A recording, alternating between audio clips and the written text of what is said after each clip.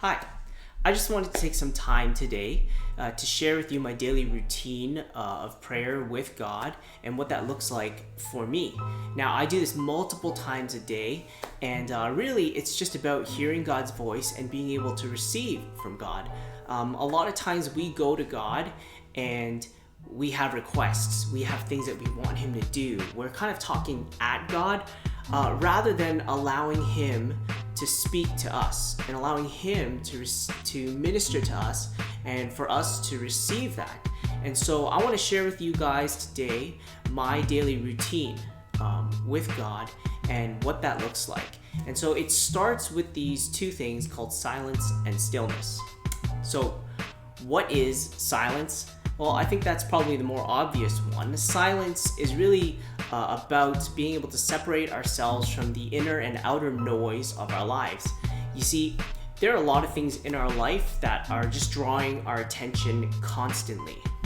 We have things that we need to do at home or things that we need to do outside of home. We need to go grocery shopping. We got to drive our kids to work. We got to go to work. We got to get our work done. Then we got to go and pick up our kids. And then we have to maybe pick up groceries along the way, and then we got to take care of our bills, we got to take care of our house, we got to see some friends, we got to see some family.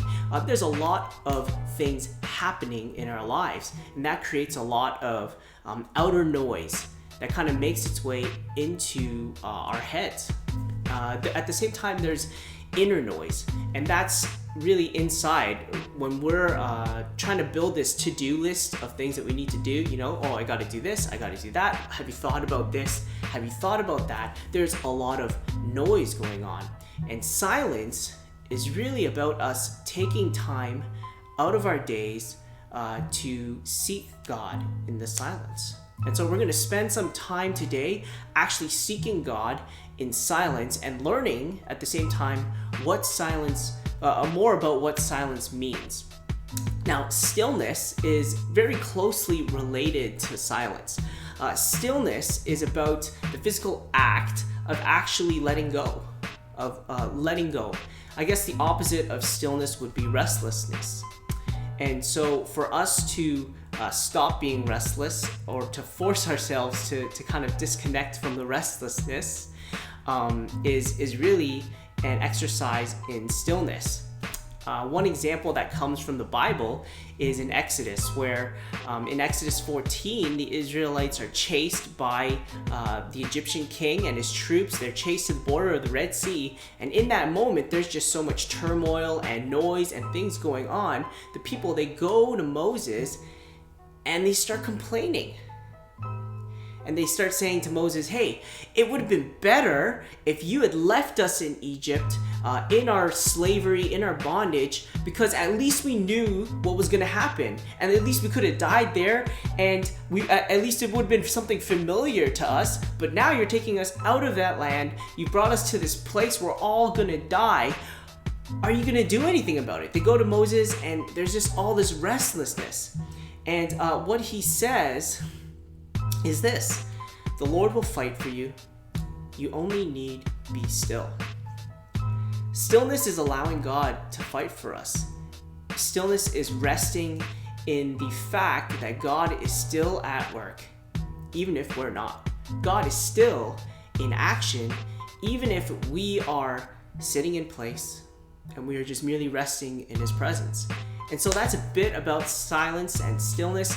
And I want to begin this exercise or this practice together by spending some time in silence and stillness. Now, what we do in silence and stillness is we'll set a timer, okay, for about 2 minutes.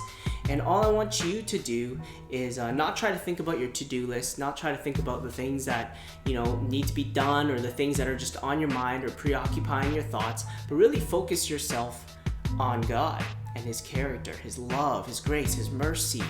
And sometimes what helps is to focus on your breathing, just taking a breath in and breathing out.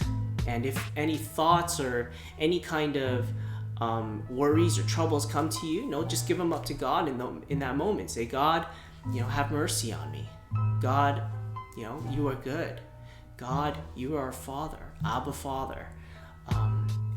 But in those times, really just focus on staying silent and resting in God. So we're going to spend a couple of minutes doing that in this moment, and we're going to go right now. So get into a comfortable place or a comfortable position, and we'll do this together.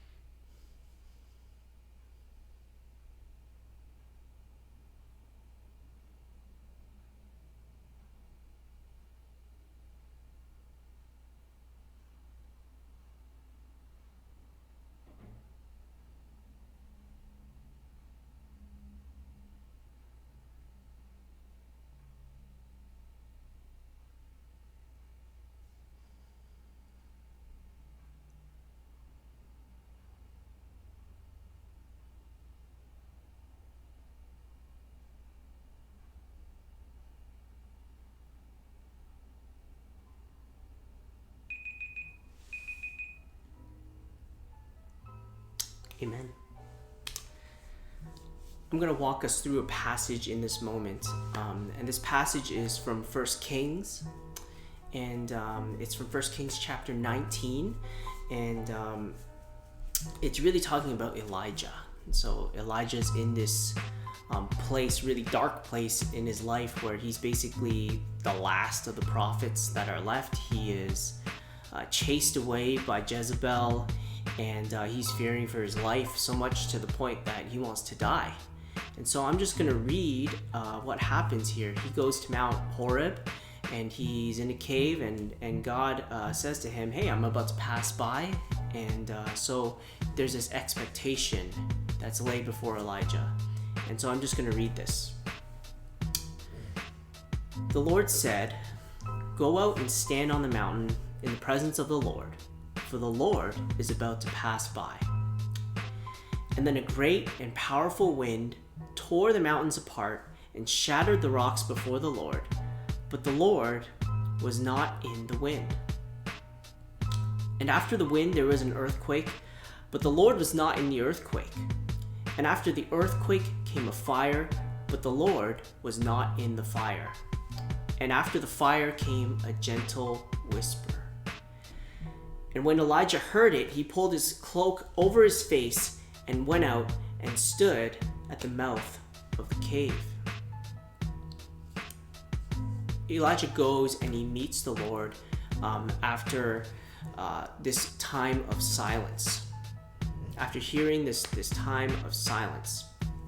And Elijah, he's fearing for his life. He is in really the midst of this big storm in his life, this deep valley, so much that he actually wants to die. He prays just before this that someone would kill him, that he would die, that God put me out of my misery.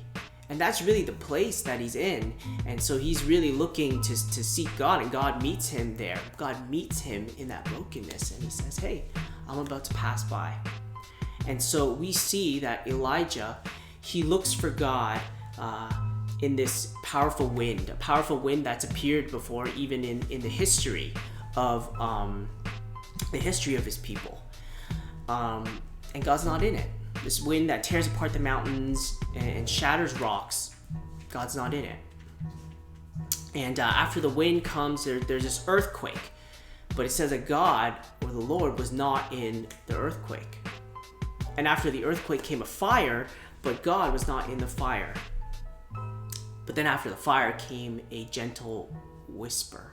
And Elijah heard it. And then he went out and he met with the Lord. Now that phrase, gentle whisper, it's kind of translated weird. It's like this phrase in the original Hebrew that really means the sound of silence. The sound of silence. Like, what does that even mean? Like, it's not really something that we can, I guess, understand or is translated well. But the sound of silence is really where Elijah meets with God, even though he expected God to be in all these different things. And so my question today is, like, are you hearing God? Are you really hearing God? If he is coming in the sound of silence, what does that look like? What does that mean in your life? And are you listening for that? Or are you listening for the mountains and the earthquakes and the fire and the winds? Like, are you looking for those big kind of things for God to show up in while you're in the midst of the storm? When really, maybe he is just showing up in that still small voice, the sound of silence, a gentle whisper, you know. And so this today, I would ask that you just spend some time, you know. I hope that even in this time of silence that we just spent together, you would be able to do that. And so what we're going to do now is we're going to spend another couple of minutes just in silence, you know, in silence and stillness before God, hearing his voice, and allow him to minister to you and you to receive that, the sound of silence.